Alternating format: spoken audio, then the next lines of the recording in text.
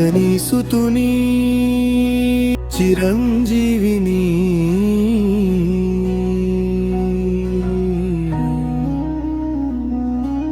కీర్తింపమనం ఎంతడన్యులమో గదా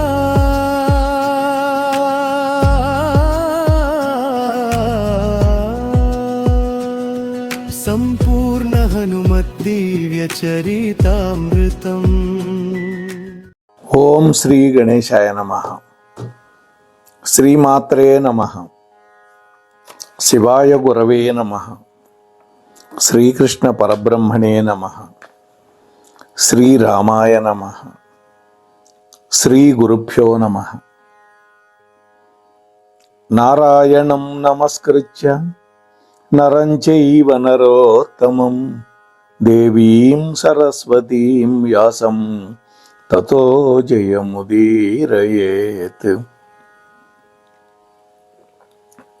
ఆంజనేయమతి పాటలాననం కాంచనాద్రికమనీయ విగ్రహం పారిజాత తరుమూలవాసినం భావయామి పవమాననందనం. ఆపదామపహర్తారం దాతారం సర్వసంపదాం లోకాభిరామం శ్రీరామం భూయో భూయో నమామ్యహం. మోహనవాణి ఛానల్ ద్వారా సంపూర్ణ హనుమత్ చరిత్రాన్ని వింటూ ఉన్నటువంటి భక్తామ తల్లులకు తండ్రులకు ముందుగా నా యొక్క నమస్కారాలు తెలియజేసుకుంటున్నాను.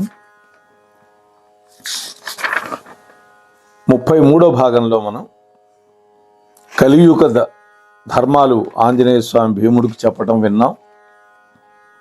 ఆ తర్వాత భీముడికి విశ్వరూప సందర్శనం చేశాడు స్వామి. ఆ తరువాత కృష్ణ పరమాత్మ యొక్క ఆదేశం మేరకి భీముడు పురుష మృగాన్ని తేవడానికి వెళ్ళడం అంతవరకు చెప్పుకున్నాం. వెళ్ళి ఆ పురుష మృగం పట్టుకోకముందే హస్తినాపురంలో వచ్చి మందిరంలోకి వెళ్ళాడు. కానీ ఒక కాలు బయట నిలబడిపోయింది. ఆ కాలు ఆ మృగం పట్టుకుంది. అంతవరకు చెప్పుకున్నాం.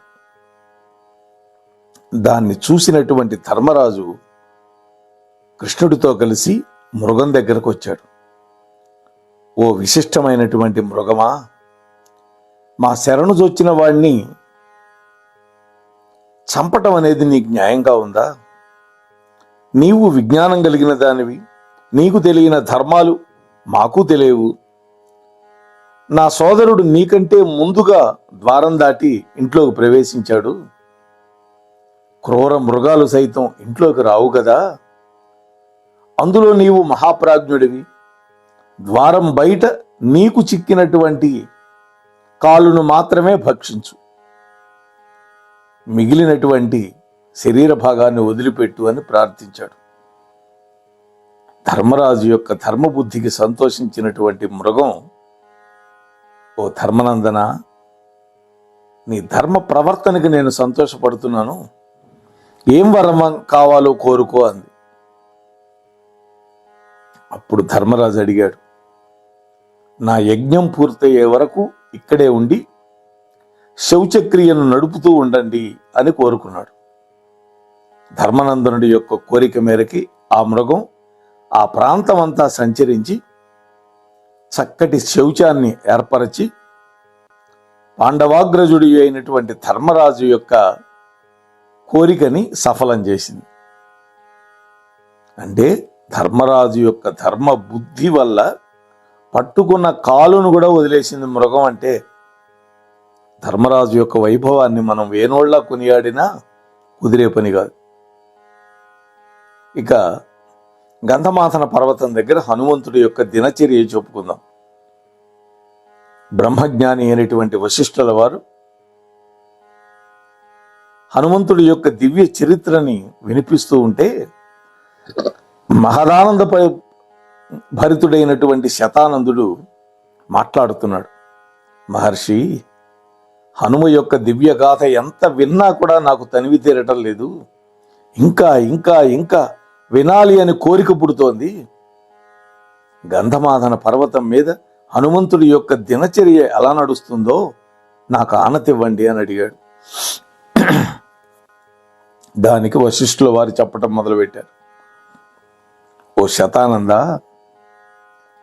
కింపురుష వర్షంలో భవిష్యత్తు బ్రహ్మ అయినటువంటి ఆంజనేయుడి యొక్క దినచర్యని, ఆయన కొలువు కూటాన్ని, అక్కడ ఉండే ప్రజల యొక్క నడవడిక ఎలా ఉందో చెబుతాను వినవయ్యా. ఆ ప్రాంతంలో ఉండే ప్రజలు హనుమంతుడి యొక్క ముఖార విందాన్నే కాని అన్యుల యొక్క ముఖము సందర్శనం ఏనాడు చేయరు. ముందు ఆంజనేయుడికి ప్రదక్షిణ నమస్కారం చేసి గాని దినచర్యకి దిగరవాళ్ళు. పరమ పావనమైనటువంటి హనుమంతుడి యొక్క చరిత్రనే కాని అన్య గీతాలను వాళ్ళు వినరు, ఆలపించరు. ఈ సమీర కుమారుడికి సేవలు చేస్తారే గాని ఇతర సేవాసక్తులు వాళ్ళు కారు. హనుమంతుడి యొక్క సద్గుణాలనే కాని అన్యుల యొక్క గుణకీర్తనం చెయ్యరు వాళ్ళు. ఈ విధంగా వాళ్ళందరూ హనుమద్భక్తులై ఆంజనేయ స్వామి యొక్క కృపా కటాక్షానికి పాత్రులై హనుమతోడిదే లోకంగా ధన్యాత్ములై ఆయురారోగ్యాలు భోగభాగ్యాలు తోటి నిత్య తృప్తులై పుత్ర పౌత్రాభివృద్ధిగా ఉంటున్నారా అక్కడ.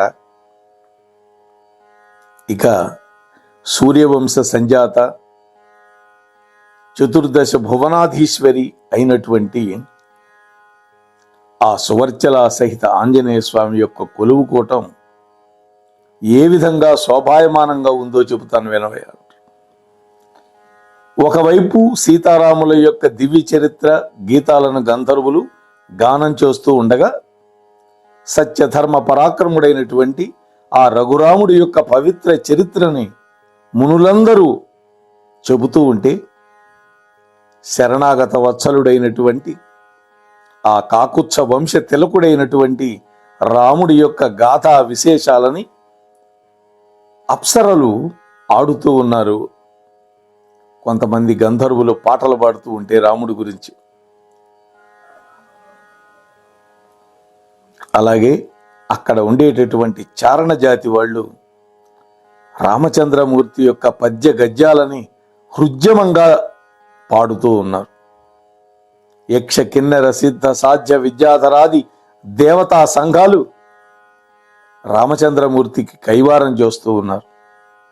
ఇంద్రాది దిక్పాలకులు, పంచభూతాలు, సమస్త ఋషిగణాలు, అష్టవసువులు, 11 లక్షల సంఖ్య కలిగినటువంటి దేవతాగణం పరివేష్టించి తనను కొలుస్తూ ఉంటే, భవిష్యత్ బ్రహ్మ అయినటువంటి హనుమంతుడు శ్రవణ కీర్తన స్మరణ పాదసేవన అర్చన వందన దాస్య సఖ్య ఆత్మనివేదన పూర్వకమైనటువంటి 9 రకాల భక్తి మార్గ తత్పరుడై అంతా రామమయం, ఈ జగమంతా రామమయం అని పాడుకుంటూ ఆడుకుంటూ రామభక్తి తత్పరుడై తన్మయుడై తన శరీరాన్ని కూడా మరిచిపోయి ఉంటున్నాడయా.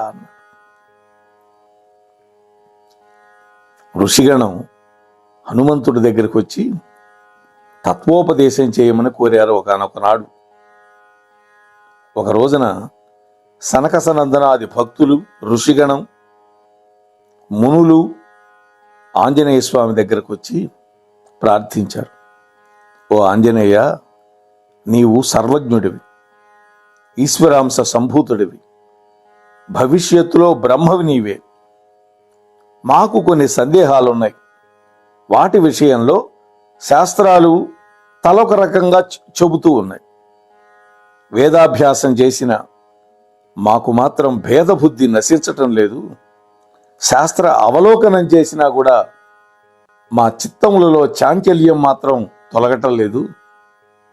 దానివల్ల నిశ్చయాత్మకమైనటువంటి బుద్ధి మాకు ఏర్పట్టాల.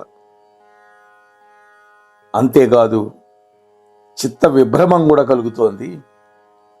వాటికి తాత్పర్య నిర్ణయం చేసి మాకు తత్వోపదేశాన్ని అనుగ్రహించు స్వామి అన్నారు.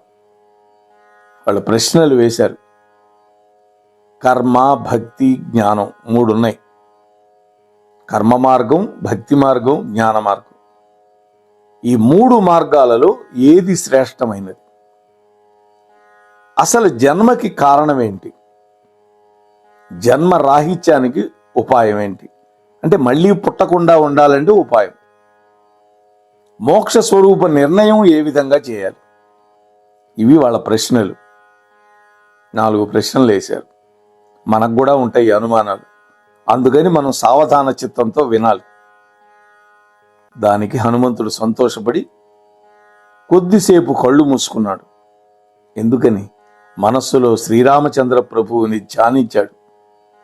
నిర్మలమైన మనస్సుతో, దృఢమైన చిత్తంతో, మేఘ గంభీరమైనటువంటి స్వనంతో వాళ్ళందరికీ జవాబు చెప్పాడు. ఓ ఆత్మస్వరూపులారా, మీరు అడిగినటువంటి ప్రశ్నలు చాలా కీలకమైనవి. ఆ ప్రశ్నలకి జవాబులు తర్కం చేత గాని, బుద్ధి చాతుర్యం చేత గాని నిర్ణయించటానికి వీలయ్యే పని కాదు. వేదవాక్య తాత్పర్య నిర్ణయం వల్ల మాత్రమే మీరు అడిగిన వాటికి సమాధానాలు దొరుకుతాయి అన్నాడు. ఎందుకు ఇంత జ్ఞానం వచ్చిందంటే, సూర్య భగవానుడి దగ్గర 4 వేదాలు, 9 వ్యాకరణాలు ఇవన్నీ నేర్చుకొని వచ్చాడు.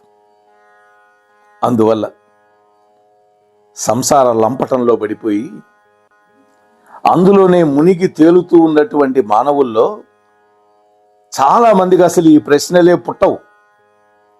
వాళ్ళ కంటికి ధన సంపాదనే తరుణోపాయంగా కనిపిస్తూ ఉంటుంది. ఇక జిజ్ఞాసుల సంగతి చూస్తే వారికి దారి చూపేటటువంటి సరైనటువంటి గురువులు దొరకటం అనేది కష్టం. సద్గురువు దొరకాలి. లేకపోతే ఎటువంటి పరిస్థితుల్లో కూడా మోక్షం దొరికే అవకాశమే లేదు. శాస్త్రం చదువుకొని దాని మర్యాదని, మర్మాన్ని తెలుసుకున్నటువంటి వాడు 1,000,000 మందిలో ఒక్కడు మాత్రమే ఉంటాడు. మనుష్యాణం సహస్రేషు అంటాడు భగవద్గీతలో. శాస్త్రము, వేదము ఈ రెండింటి మీద ఆధారపడింది. శాస్త్రం అనేది వేదం మీద ఆధారపడింది.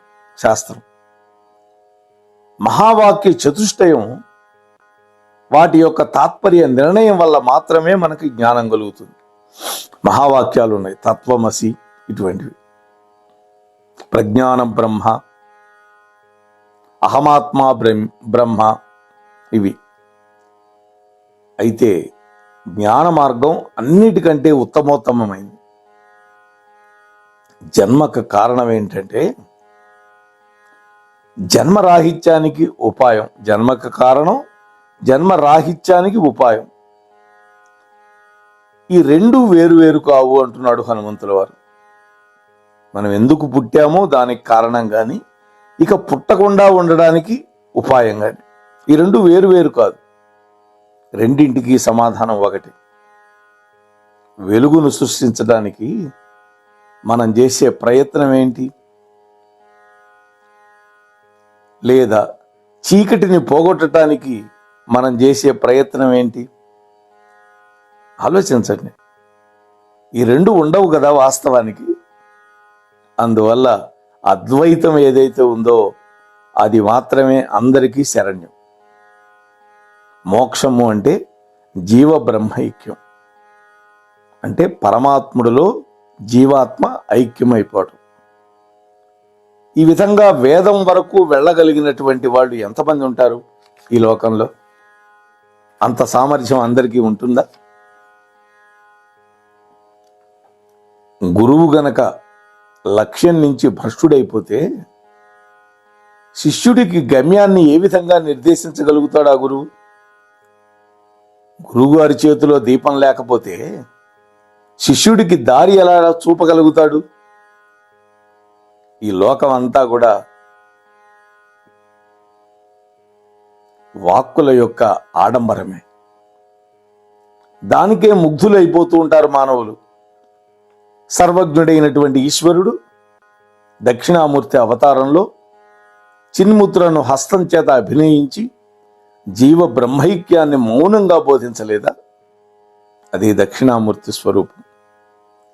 నిజమైనటువంటి జ్ఞాని అయినటువంటి గురువు ఒక సరుకులు అమ్ముకునే వర్తకుడిలాగా వీధికి ఎక్కుతాడా ఎక్కడైనా? పిపీలకాది బ్రహ్మ పర్యంతం అన్నింటా అంతటా వ్యాపించి ఉన్నటువంటి చైతన్య స్వరూపాన్ని గుర్తించి ఆ వైభవాన్ని దర్శిస్తూ ఆత్మానందాన్ని అనుభవిస్తూ పిచ్చివాడిలాగా నవ్వుకుంటూ రాళ్లను ఏరుకుంటూ చిదానంద దరహాసంతో వెలిగిపోతూ ఉంటాడు ఏది? జ్ఞాని అయినటువంటి గురువు. సంతతము తైలధార లాగా తాను అనుభవించే బ్రాహ్మీభూత స్థితి నుంచి ఒక్క క్షణం కూడా ఎడబాటు రావటానికి ఇష్టపడడు అటువంటి గురువు. ఓ మహర్షులారా, గురు శిష్యుల యొక్క సంబంధం సామాన్యమైంది కాదు. అది సంహితా స్వరూపం. అణువు మొదలు మహత్తు వరకు, అంటే ప్రతి పదార్థంలోని అణువులు మొదలు గ్రహ నక్షత్ర తారక మండలాలతో సహా అనేక లోకాలతో కూడి ఉన్నటువంటి అనంతమైనటువంటి విశ్వాన్ని నిరంతర సహచర్యంతో విడదీయటానికి వీలు లేకుండా కలిపి బంధించి ఉంచేటటువంటి శక్తి చైతన్యం ఏదైతే ఉందో దానికి సంహిత అని పేరు. ఇది సంహిత అంటే నిర్వచనం. ఆ సంహిత అనాది, సహజం, ప్రకృతి సిద్ధమైనటువంటి శక్తి. అదే పరమాత్మ యొక్క దివ్య స్వరూపం. దానినే సత్తు అంటారు. పురుషవాచకంగా చెబితే సత్య పురుషుడు అని పిలుస్తాం. స్త్రీవాచకంగా చెబితే సతీ అంటాం. రెండిటికి భేదం లేదు. సతీత్వ ధర్మం ఏమిటి అంటే ఆ సతి ఎప్పుడు కూడా సత్యపురుషుణ్ణి విడిచిపెట్టకుండా ఉంటుంది. ఇది సంహిత యొక్క లక్షణం. శివుడు శక్తి, లక్ష్మీ నారాయణుడు, వాణి బ్రహ్మ, సీతారాములు వీళ్ళందరూ కూడా సంహితా స్వరూపులే. ఒకరిని విడిచి ఒకరు ఎప్పుడూ ఉండరు. ఈ లక్షణాన్ని పురాణ మర్యాదను అనుసరించి శంకరుణ్ణి అర్ధనారీశ్వరుడని, లక్ష్మీదేవికి నిత్యానపాయిని అని, సరస్వతీదేవి ఎప్పుడు బ్రహ్మ యొక్క ముఖంలోనే ఉంటుంది అని మనం చెబుతాం. ఓ ఋషిపుంగవులారా, ఈ సంహిత 4 అవయవాలతో ఉంటుంది, 4 భాగాలని. పూర్వరూపం, ఉత్తర రూపం, సంధి, సంధానం. వేదం కూడా 4 భాగాలతో ఉంటుంది. మంత్రం, బ్రాహ్మణము, ఆరణ్యకము, ఉపనిషత్తు. అందుకే వేదాన్ని సంహిత అని పిలుస్తారు. కొందరు మంత్రభాగాన్ని మాత్రమే అంగీకరిస్తూ ఉంటారు. అప్పుడు వేదానికి సంహితా లక్షణం పట్టదు కదా. ఈ 4టిని అమలుపరిస్తే కదా సంహిత. ఇప్పుడు గురు శిష్యులు సంహితా స్వరూపులు ఏ విధంగా అవుతారో వినండి. ఆచార్యుడు అంటే గురువు యొక్క పూర్వరూపం. అంతేవాసి అంటే శిష్యుడు, అది ఉత్తర రూపం. విద్య అనేది సంధి, అంటే గురు శిష్యుల్ని ఇద్దరినీ కలిపేది. ప్రవచనం అంటే విద్య చెప్పడం, అదే సంధానం. విద్య అంటే ఏమిటి? వేదమే. ఈ విధంగా గురు శిష్యులు సంహితా స్వరూపులు అవుతారు. ఓ ఋషిపుంగవులారా, గురువు సాక్షాత్తు శంకరుడే. ఇందులో ఏ అనుమానించకూడదు. కలియుగం ఎంత పాపిష్టిదైనా కలియుగంలో కూడా శ్రీరాముడు, శ్రీకృష్ణుడు ఈ ఇద్దరి అవతారాల్లాగానే మరికొన్ని అవతారాలు ఆవిర్భవిస్తాయి. రామచంద్రమూర్తిది ఇచ్ఛాశక్తి, హనుమంతుడిది క్రియాశక్తి, శ్రీకృష్ణుడిది ఇచ్ఛాశక్తి, అర్జునుడిది క్రియాశక్తి. చూడండి, కృష్ణుడు యుద్ధం చేయలే కురుక్షేత్రంలో, అర్జునుడి ద్వారా చేయించాడు. చూడండి, రాముడు తాను చేస్తూ కూడా హనుమంతుడిని ప్రయోగించాడు క్రియాశక్తిగా, సీతాన్వేషణ కోసం కావచ్చు, దేనికైనా. కాబట్టి కలియుగంలో శ్రీరాముడు శ్రీకృష్ణుడు ఈ రెండు అవతారాలు కలిసిన అవతారం ఆవిర్భవిస్తుంది. ఆ అవతారం తన యొక్క ఇచ్ఛాశక్తి చేత ప్రపంచాన్ని నడిపిస్తుంది. నేను ఆ అవతారానికి ఇప్పటిలాగానే దాసుణ్ణై ఆవిర్భవించి సముద్ర లంఘనం చేసి ప్రపంచం మొత్తాన్ని నా యొక్క క్రియాశక్తి చేత నడిపిస్తాను అంటున్నాడు ఆంజనేయ స్వామి. కలికాలంలో ఆవిర్భవించబోయే ఆ అవతారం సాక్షాత్తు మహాశివుడైనటువంటి మహాకాలుడు. శివశక్తులు పరస్పరం ఉపాసకులు. అట్లాగే మహాకాలుడు మహాకాళి ఈ ఇద్దరు కూడా పరస్పర ఉపాసకులు. కలికాలంలో ఆ అవతార రహస్యాన్ని కొద్దిమంది జ్ఞానులు మాత్రమే గుర్తించి లబ్ధిని పొందగలుగుతారు. తక్కిన వాళ్ళు మాయలో పడిపోతారు. ఓ సత్పురుషులారా, మీరు అడిగిన ప్రశ్నలకు సమాధానాలు వింటున్నారు కదా. కర్మ, భక్తి, జ్ఞాన మార్గాల్లో కర్మ కంటే భక్తి, భక్తి కంటే జ్ఞానం శ్రేష్టమైనది.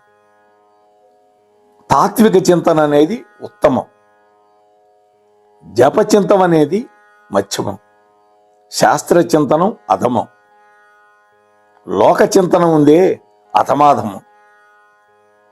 ఇక కర్మ మార్గం.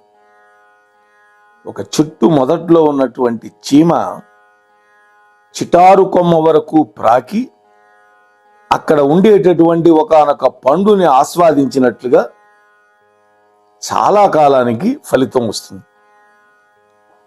భక్తి మార్గం అయితే దానికి ఒక ఉదాహరణ. కోతి ఒక కొమ్మ నుండి మరొక కొమ్మ మీదకి దూకుతూ పండును పట్టుకున్నట్లుగా ఉంటుంది.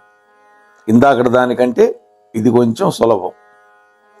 జ్ఞాన మార్గం చూడండి, ఒక పక్షి ఎగిరి పండు మీద వాలినట్టుగా ఉంటుంది, కష్టం ఉండదు. అంత మాత్రం చేత కర్మ భక్తి మార్గాలు నింజములు కావు, తక్కువ కావు. నేను జ్ఞానినయ్యాను అని అనుకొని కర్మని భక్తిని గనక విడిచిపెడితే అటువంటి వాడికి నరకమే గతి. అంటే ఒక చెట్టు కూడా పండు దశలో పుష్పాన్ని విడిచిపెడుతుంది. అది తత్వజ్ఞాని యొక్క స్థితి. ఓ తపోధనులారా, జన్మకు కారణం అడిగారు కదా, అలాగే పునర్జన్మ రాహిత్యానికి ఉపాయం అడిగారు. వేదవాక్య తాత్పర్య నిర్ణయాన్ని మీకు చెబుతున్నాను వినండి. ఏదైనా ఒక గింజ చుట్టూ పొట్టు ఉంటే దాన్ని ధాన్యం అంటాం. ఆ పొట్టు తీసేస్తే లోపల బియ్యం గింజ ఉంటుంది, అవునా? దాన్ని బియ్యం అని పిలుస్తాం. పొట్టుతో ఉంటే ఒడ్లు అంటాం, ఆ పొట్టు ఒలిచేస్తే బియ్యం అంటాం. అయితే ధాన్యం చల్లితేనే మొలకెత్తుతుంది, బియ్యం చల్లితే మొలకెత్తదు. ఇదే ధాన్యానికి పునర్జన్మ. అదే బియ్యం చల్లామనుకోండి, అందులోంచి మొక్క రాదు. ఇదే ధాన్యానికి పునర్జన్మ రాహిత్యానికి ఉపాయం. అట్లాగే కోరికలే బంధాలై మనిషి యొక్క పునర్జన్మకు కారణమవుతున్నాయి. తెలుసుకోవాలి. ఇది మనలో కోరికలు ఉంటాయి, ఆ కోరికలు బంధిస్తాయి మనల్ని. ఈ జన్మ విడిచిపెట్టినా కూడా మరొక జన్మ పొంది ఆ కోరికలు తీర్చుకోవాలనుకుంటుంటుంది. నిజానికి పొట్టులో ఏ సారం ఉండదు కదా, కానీ అదే పునరుత్పత్తికి లేదా మళ్ళీ పునర్జన్మకి కారణభూతం అవుతుంది ధాన్యం విషయంలో. అట్లాగే అసంగత్వం, అజ్ఞాన విలసితం, నిష్ఫలము, నిస్సారమైనటువంటి కోరికలు మనలో ఉంటే అవి పునర్జన్మకి కారణభూతం అవుతాయి. ఇది మనిషి విషయంలో. పొట్టును వదిలించినట్లుగా అజ్ఞాన విలసితమైనటువంటి కోరికలను గనక ఛేదించుకోగలిగితే అటువంటి మనిషి నిస్సంగుడైతే జన్మరాహిత్యాన్ని పొందగలుగుతాడు. చాలామంది తీరని కోరికలతో దహించుకుపోతూ ఉంటారు. నిజానికి మనం దహించవలసింది మనలో పుట్టేటటువంటి దిక్కుమాలిన కోరికలని. ఇది కోరికలే దుఃఖ హేతువులని గౌతమ బుద్ధుడు కూడా కనుక్కున్నాడు కదా. అంతేగాని ఎప్పటికీ తీరని కోరికల చేత మనం దహించబట్టం కానే కాదు. అలాగే విత్తనాలను వేయించామనుకోండి, బాండ్లీలో వేసి ఆ వేయించిన విత్తనాలు భూమిలో చల్లితే అవి మొలకెత్తవు. మనుష్యులందరూ కూడా విపరీతమైనటువంటి ఆచరణ కలిగిన వాళ్ళై కోరికల విషయ వలయంలో చిక్కుకొని, కోరికలు అనేటువంటి విషవలయంలో చిక్కుకొని చావు పుట్టుకోల చక్రభ్రమణంలో పరిభ్రమిస్తున్నారు అని హనుమస్వామి చెబుతున్నాడు. అంటే మనలో కోరికలు చెలరేగినంత కాలం మళ్ళీ జన్మ తప్పదు. ఆ కోరికలని విత్తనాలు వేయించినట్లుగా వేయించేసేయాలి, కాల్చి బూడిద చేయాలి. అప్పుడు ఇక మళ్ళీ మనలో కోరిక ఎప్పుడైతే లేదో, కోరికలు లేని స్థితికి మనం చేరగలిగామో అప్పుడు మనకి పునర్జన్మ ఉండదు. కాబట్టి మనం జడభర్తోపాఖ్యానం అని శ్రీమద్ భాగవతంలో ఉంటుంది. ఆయన ఎంతో తపస్సు చేశాడు. చివరికి ఒక జింకని నీళ్లలో కొట్టుకుపోతూ ఉంటే కాపాడాడు. గర్భవతి అయిన జింక, అందులో ఒక ప్రసవించి వెళ్ళిపోయింది. ఆ జింక మీదే మనస్సు పెట్టుకున్నాడు. చివరికి జింకగా పుట్టవలసిన పరిస్థితి వచ్చింది. అంటే ఏదైతే మనం చింతిస్తూ ఉంటామో, దేన్నైతే ఆలోచిస్తూ ఉంటామో, ఏ కోరికలైతే మన మనస్సుల్లో రగులుతూ ఉంటాయో, ఆ కోరికలు గనక ఈ జన్మలో తీరకపోతే మళ్ళీ మరొక జన్మ ఎత్తవలసిందేను. అందువల్ల విడిచిపెట్టాల్సింది, దహించాల్సింది కోరికలని అని హనుమస్వామి మన మనస్సుకు హత్తుకునేటట్టుగా చెప్పాడు. ఇక్కడ రేపు సువర్చలాదేవి యొక్క వృత్తాంతాన్ని చెప్పుకునే ప్రయత్నం చేద్దాం. అంతవరకు హనుమస్వామి యొక్క కథ వింటూ ఉండండి, వినిపిస్తూ ఉండండి అని మిమ్మల్ని మనస్ఫూర్తిగా కోరుకుంటూ, ఆ స్వామి మన అందరినీ చల్లగా చూడాలని మరొక్కసారి ప్రార్థన చేస్తూ ముగిస్తున్నాను. స్వస్తి సర్వేష. సంపూర్ణ హనుమద్దివ్య చరితామృతం వినండి, వినిపించండి, వింటూనే